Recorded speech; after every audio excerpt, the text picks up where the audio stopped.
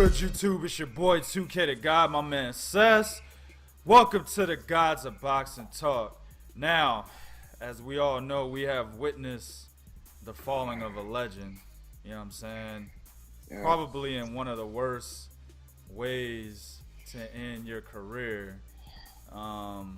It's kind of ironic, man, because he said a few things regarding Roy Jones prior to the fight that came to fruition about him and his own career, and I'll get to that in a little bit.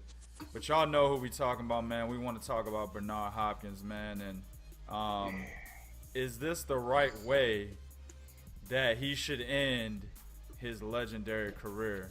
I mean, he's going out 55 wins, 8 losses, 2 draws, 32 of his 55 wins by KO. He's only been knocked out 1 time, and that happened last Saturday. You know what I'm saying? We're talking about a man that had 20 straight defenses, not, 5 here, 3 there, 2 there, and it added up to 20. Nah, motherfucker. 20 straight. No. You know what I'm saying? 20 straight defenses of his IBF title.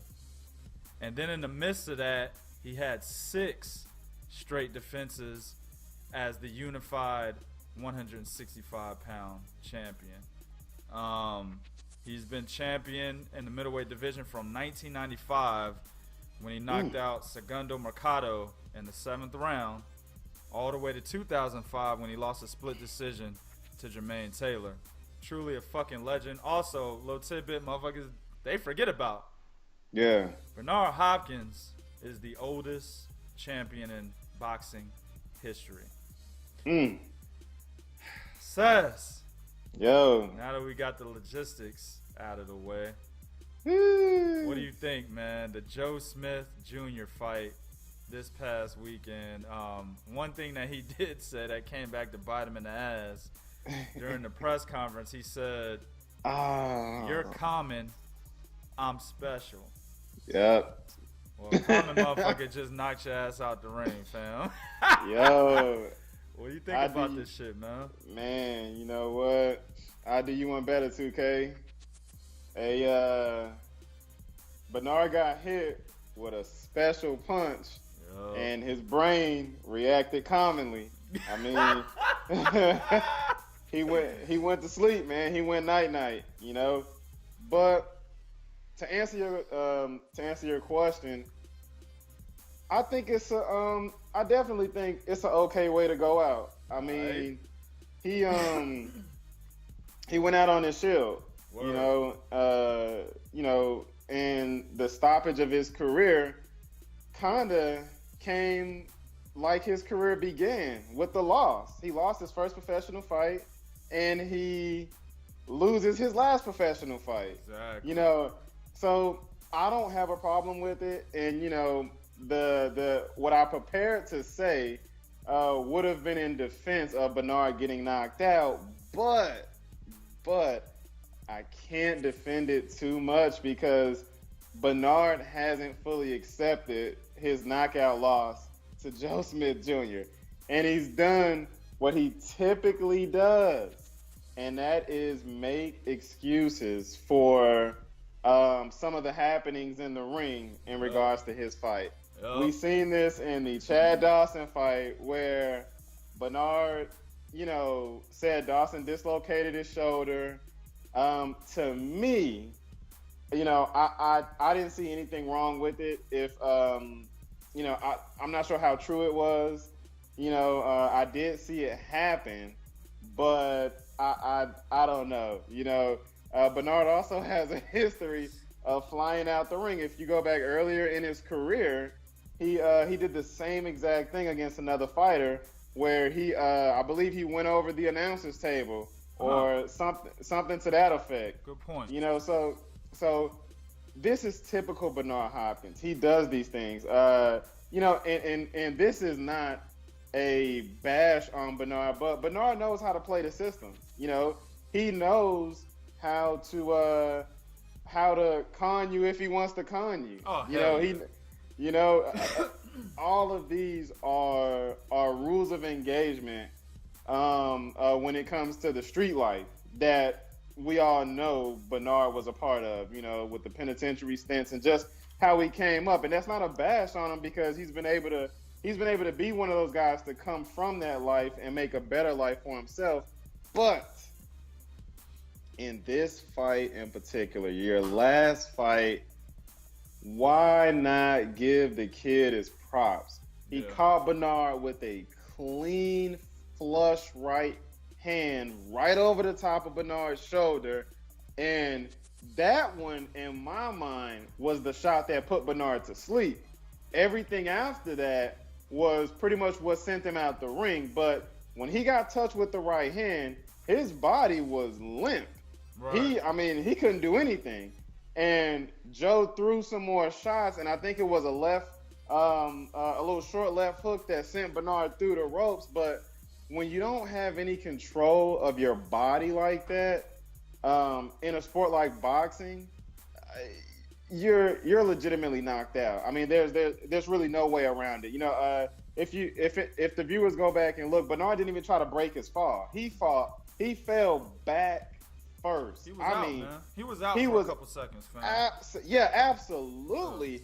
And there's a camera shot of Bernard with his eyes are open, and I mean they're just glass. You know, his eyes look like my glasses right now. You know, I mean they're just glossy. I mean he was completely out. Before I turn it over to you, 2K, I just want to say this. There was no way Bernard was going to beat Joe Smith Jr. You know, I had this happening one of two ways. Now, don't get me wrong. I didn't see Bernard get knocked out the ring. But I believe when the fight was announced, me and you in our private conversations, I stated I wouldn't be surprised if Bernard Hopkins got knocked out. I had been heard about Joe Smith Jr., and I knew that he packed a big punch. You heard about him before he fought Andre Fonfara. You know yes. I heard that he had been knocking guys out in the gym, and I heard that he was a big puncher. And there were a couple guys that sparred with him that brought his name up, and that kind of tweaked my interest a little bit. So I kind of knew this guy was what he was in terms of power. You know, I do think Bernard underestimated him a little bit. I think Bernard thought that he was gonna go in there and kind of school a young kid. He made a reference to the Kelly Pavic fight in the press conference. He was like, you know, I'm not gonna put the Kelly Pavic on him. I ain't gonna wish that on him. But I'm gonna school you, you know. And like I said, Bernard didn't get schooled, but he did get knocked the F out, you know. So it is what it is, man. It is what it is. I see nothing wrong with going out this way, you know. Yeah. Well, I'm gonna talk a little bit about his claims. Okay. He states in the post-fight interview that he could not continue because his ankle was hurting so bad that it was throbbing. The pain was throbbing all the way up his leg, and he couldn't box on it. He said that he talked to the referee. Referee was like, "You good? You good?" People around him were like, "You good? You good?" He was like, "My ankle's twisted." They're like, "All right, well, shit, nigga, you got 20 seconds. Do you want to get in the ring?" He was like, "I can't fight on it." You know what I'm saying? He didn't want to say, "I don't want to get in the ring," but he was saying, "I can't fight on it." Then he goes on to say that the referee made the decision for him, which for me, if the referee is asking you, "Hey, bro, you want to get back in the ring?" You say, "I can't box on a hurt ankle." You're saying, "I don't want to continue." You know what I'm saying? You're not saying it blatantly, but you're going around. You're going around what's the obvious. You know what I'm saying? You're sugarcoating. Yeah, absolutely. You feel me? Yep. Also, he claims, as we all know, this is the controversy. I don't even want to say, the controversial statement. There's no controversy in what really happened. He claims he was pushed out of the ring after several rounds of making Joe Smith Jr. miss. Now, Look at Seth's face, nigga. Hey, so, man. the judges in this fight, respectively, had it 67-66 for Bernard. Yep. 66-67 for Smith. And 64-69 for Smith. Now, watching this fight, I don't see Bernard Hopkins winning this fight, fam. I think the pressure was too much for his old ass legs. You see what I'm saying? And Roy Jones said it best, man. They got I think it was Fight Hype. Shout out to Fight Hype. They hit him up after the fight, and they said, "Hey, man, what do you think about Bernard Hopkins getting knocked out?" The first thing he said, you can't really hear it, but if you really listening, or maybe even rewind and try to listen a little bit harder, you'll hear him say, his legs are gone. That's the first thing Roy said. And that's the first thing me and Seth saw when we actually watched the fight. We watched the fight separately. But that's the first thing that we came up with.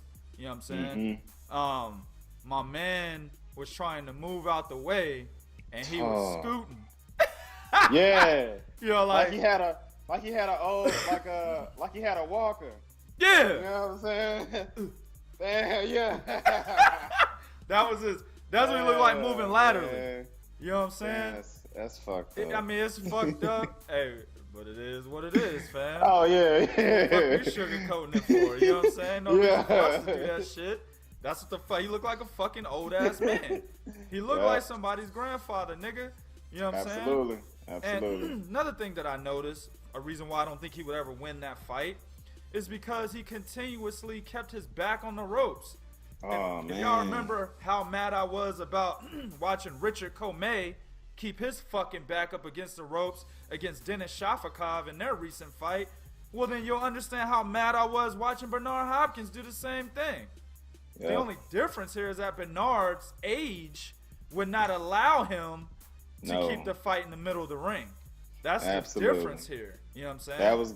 That was going to be a point that I was going to make after that. Mm-hmm. That's why I didn't see this fight going any other way. Once I seen what you just mentioned, the fact that he couldn't keep the fight in the middle of the ring because his legs were legitimately gone. They were shot. Absolutely. There was no other way to fight this fight, and other than the way he fought it, which was with his back on the ropes, and that's why what eventually happened would have happened any time in this fight. Yeah, I mean, the risk was there. The probability was, mid to high that Bernard could have gotten knocked out fighting the fight that he was fighting, given his ailments as an older man would allow him to do. But if he didn't get knocked out, he would have lost a unanimous. Well, it would have been probably that judge that had it 67-66 for Bernard. He probably could have had it, going back and forth all the way to 12 rounds. You know what I'm saying? It could have been a split decision. In my eyes, it would have been a unanimous decision win for Joe Smith Jr. He had the fight under control. Roy Jones said something else, man, and Sus, I kind of want to hear your thoughts on this, man. Oh, yeah.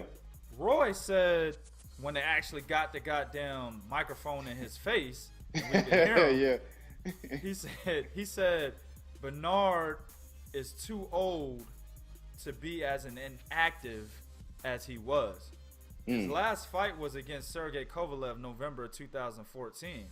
Roy is saying, as a 51-year-old man, you can't take damn near it was 2 years. You can't take 2 years off. You gotta fight. Do you think that contributed to why his legs look so fucking gone, bro? Oh, absolutely. Yeah. I mean, 100%, 100%. And I know a lot of guys don't want to admit this, but if that could affect a guy as young as Nicholas Walters. Oh, man. And that's what he was talking about, too. Yep. Okay. That's exactly the example he gave. Good shit. Absolutely. If that could affect a guy as young as Nicholas Walters, it would severely affect someone as old as Bernard Hopkins. Word. I mean, there's no way a guy Bernard Hopkins' age can take that time, that amount of time off, and get in there with a 27-year-old fighter that is as big. And that's another thing. Joe Smith is a big 175-pound dude. He's a big, strong kid. Yes. You know, just watching him, he fights tall, and he's physically at 175. He does have a physically imposing type of style. Yes. You know, he's a lot of body to hit, but at the same time, you got to be willing to stand there and hit him. Yeah. So that was something else that I've seen from Bernard. Bernard to me has never been a real 175-pound fighter. I don't know why. A lot of people talk about the good shape he's in, and yeah, I understand that for 51, he's in good shape. But when I think about the guys at 175, Bernard to me always, especially at his older age, he always looked small to me. When he fought Kovalev, he looked small. You know, so man, you're absolutely right on that one. Yep. This was just always gonna happen. I'm sorry. I just honestly believe it was always gonna happen. Not to take anything from Joe Smith, because he was the guy to do it. Yeah. But I honestly always had something like this happen. So to Roy's point, absolutely, that would totally affect you. Absolutely, absolutely. And for his last claim, we'll get to the meat on this shit, man. No. He claims that Joe Smith had his forearm on him right before he landed the last left hook. And the forearm, the momentum driven by his forearm was what pushed him through the ropes, and the left hook pretty much just finished the job. So he's basically saying, I'm going to paraphrase it for you guys. What? The forearm of Joe Smith Jr. was 90% of the reason why he went through the ropes, and the left hook was only 10%. Bro. Wow. Now, I already got the picture up for you guys. I got a split screen. Of course, I can't show the actual video because we'll get YouTube strike on here and shit. Oh yeah. But on the left, you got the fucking right hand that Joe Smith Jr. landed that pretty much that got Bernard Hopkins off balance. And then on the right was the left hook that he landed that put him through the ropes. Now, people, do you see a forearm of any kind on Bernard Hopkins' body? Oh, man. I was looking for it, fam. I was like, yeah, he probably did push that nigga. Man, fuck Joe Smith Jr. Nah, you know what I'm saying? That's pretty much how I went in there looking for it. I was looking for an excuse for Bernard Hopkins. Word. But as this show is unbiased, there's absolutely no push. It was the cleanest knockout of the year. Yep. Absolutely. Damn. You know what I'm saying? Sent his ass through the ropes on his back. Motherfucker was out for 2 seconds. Jumped back up. Hey, what the fuck? You know, you remind me of you remind me of an old ass nigga that got blindsided, or he got surprised by something. He's like, hey, what the fuck was that? That's what you remind me of. God damn, I don't know what the fuck that was. That's the fuck you remind me of, fam. Nigga, they counting 10, 11, 12, 30. This nigga still like, yeah. Damn. Bernard, come here, Bernard. Come here, over here. Yep. Bro. Exactly, man. I got a son, even though the nigga like 20-something years older than me, fam. Yeah. But you got knocked out, fam. You know what I'm saying? Yeah.